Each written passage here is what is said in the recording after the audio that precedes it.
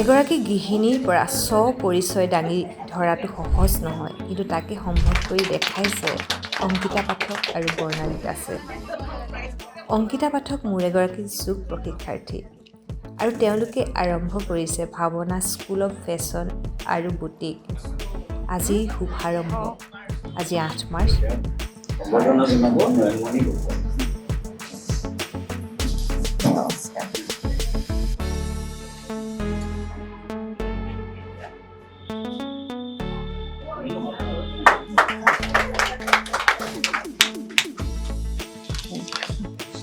আৰু এই নাৰী দিৱসৰ দিনাই তেওঁলোকে এই শুভ কামটি শুভাৰম্ভ কৰিছে আৰু সকলো নাৰীলৈকে এটি বাৰ্তা তেওঁলোকে বিলাইছে যে নাৰীসকল অৰ্থনৈতিকভাৱে স্বাধীন হ'ব লাগে। আৰু এই অনুষ্ঠানটোত বহুকেইগৰাকী বিশিষ্ট ব্যক্তি উপস্থিত আছিল। চাক্ৰাপানি পৰাশৰ ডাঙৰীয়া, গায়িকা ডক্টৰ সংগীতা কাকতি আৰু গীতিমা খনিকৰ দত্ত। নমস্কাৰ, প্ৰথমে সকলোকে এই শুভক্ষণ আপোনালোক কৰিছে বাৰ্তালাপ। মই চাক্ৰাপানি পৰাশৰ। আজি 8 মাৰ্চ আৰু নাৰী দিৱসৰ এই বিশেষ দিনটোত সঁচাকৈ মই 3গৰাকী নাৰীক দেখাব বিচাৰিছোঁ। 3টা প্ৰজন্ম এয়া নাৰী। এয়া হৈছে আইতা, এয়া আইতাৰ ছোৱালী আৰু এখেতৰ ছোৱালী। বাইদেউ য়োগাৰ লগত জড়িত, কাপোৰ আজি ইয়ালৈ একদম চমুকে শুভেচ্ছা এটা দিয়ক। নিশ্চয়, সকলোকে নাৰী দিৱসৰ শুভেচ্ছা জনাইছোঁ। লগতে আজি মোৰ বাৰ্থডে। আচলতে 8 মাৰ্চৰ দিনাখনেই মোৰ বাৰ্থডে। হয় হয়, আৰু মই ভাবোঁ যে আমি নাৰী কেতিয়াও দুৰ্বল নহয়, বৰঞ্চ যেতিয়া সম্পত্তিৰ ধাৰণাটো বিকাশ হ'ল তাৰ পাছত মাতৃতান্ত্ৰিক যিটো সমাজ ব্যৱস্থা পিতৃতান্ত্ৰিকলৈ আহিলে।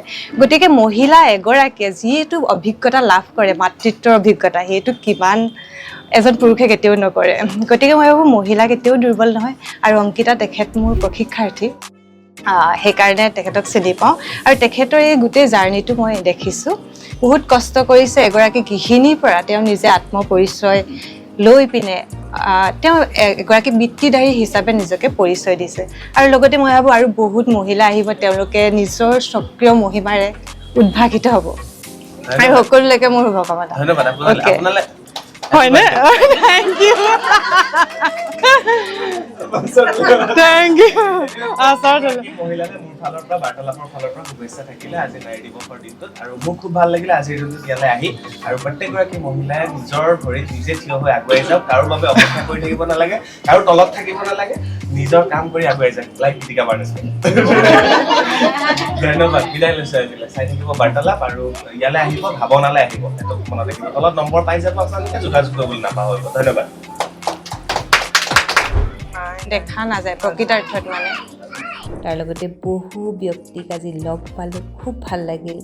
আপোনালোকো আহিব ভাৱনা স্কুল অৱ ফেশ্বনলৈ, ফেশ্বন ডিজাইনিং শিকিব, নিজৰ পচন্দৰ পোচাকযোৰ অৰ্ডাৰ কৰিব।